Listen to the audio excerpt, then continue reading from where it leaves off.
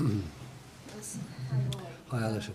Was that a case of managing the game incredibly well until you were forced into a change right at the end and your defence struggled to cope with playing out the day? Yes, yeah, I think that sums it up nicely. Tompkins have been very, very good for us in that position.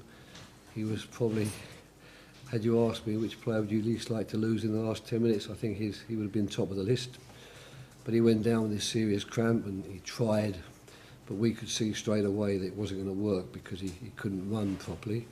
And they were pushing like they'd done for the bulk of the game, really. So we knew we had to get people in there who at least were physically fit. A bit disappointed, the corner kick takes you by surprise there. You see it go over and you see Aaron Bissaka about to clear it and all of a sudden it's a corner kick. So that was a major disappointment.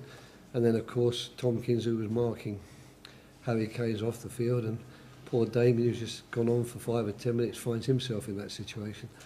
So all those things, I suppose, add to the disappointment, the frustration, because it's so strange in football that had we drawn the game 0-0, despite the fact that Tottenham had the best of the play, the best chances and the lion's share of possession, we'd have actually been feeling very pleased with ourselves in terms of what we have at our disposal at the moment and the way the lads went about their business. But when that goal goes in 2 or 3 minutes before the end, suddenly it's a feeling which deflates you enormously. Laurie, how pleased are you with Wan-Bissaka obviously coming in as a 20-year-old in that situation? He seems to cope really well today.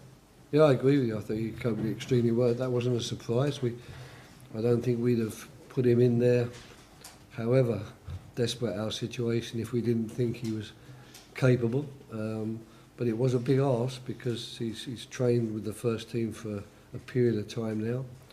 But he's not really had any opportunities to play in the first team. And to get your first game at home to Selhurst Park against Tottenham Hotspur with the way that they play, and in a team which is a little bit wounded in terms of the players you're going to have around you, I thought he handled it extremely well.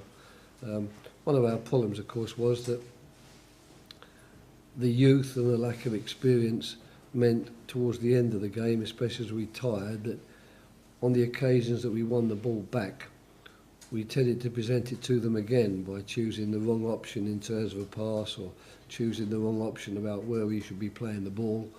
And these are things which I fully understand, and I don't expect anything different from the team in that respect. But that was a factor towards the end. In the first half, we were a little bit more lucid in terms of what we were going to do with the ball when we won it back as we tired, and they were just pushing and hoping, I suppose, for that magic moment.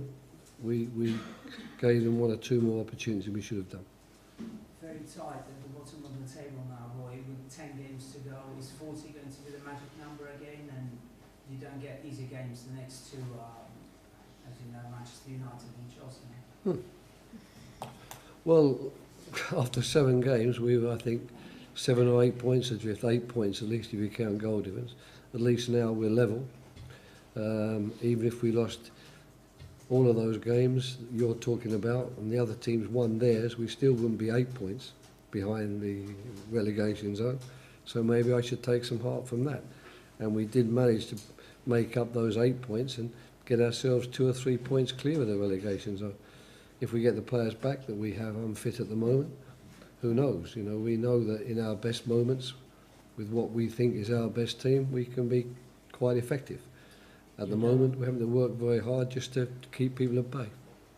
You're down to your bare bones, particularly in defence, and unfortunately, for Mensah, who played centre today, had a good game. He's not going to be able to play against Manchester United next Monday.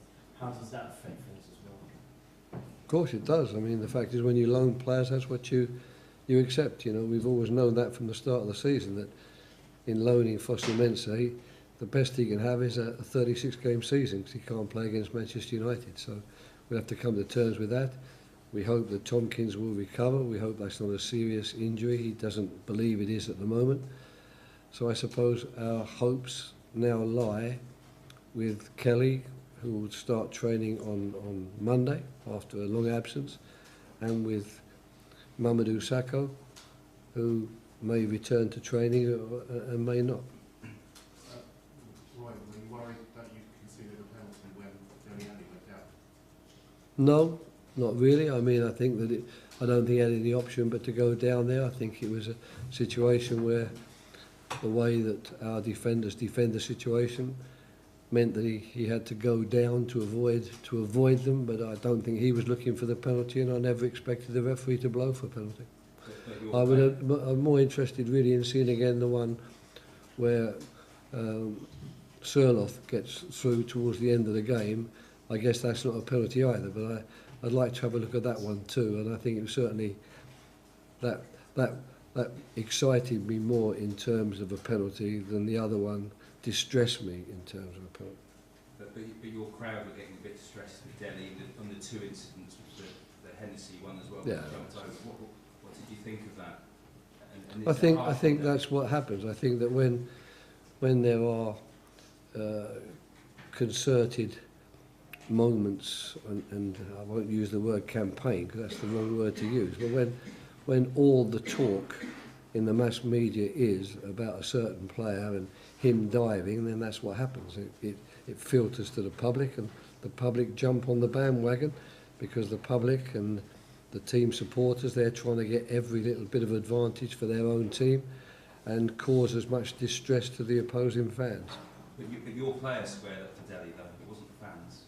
Patrick's what is it, the next exchange? I would advise Patrick not to square up to Dele Alli. If he asks me in future, I'll tell him to stay away from that one. I think my money will be on Dele Alli on that fight. Okay, thanks very much. Cheers. Good.